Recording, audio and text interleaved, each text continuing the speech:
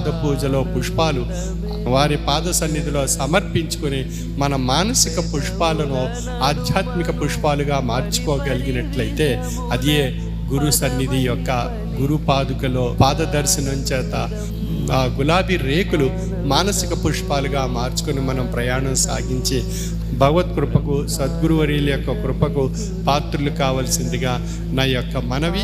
ఆనందం ఆనందం బ్రహ్మానందమే గురు చరణం, బ్రహ్మానందమే గురు చరణం, బ్రహ్మానందమే గురు చరణం.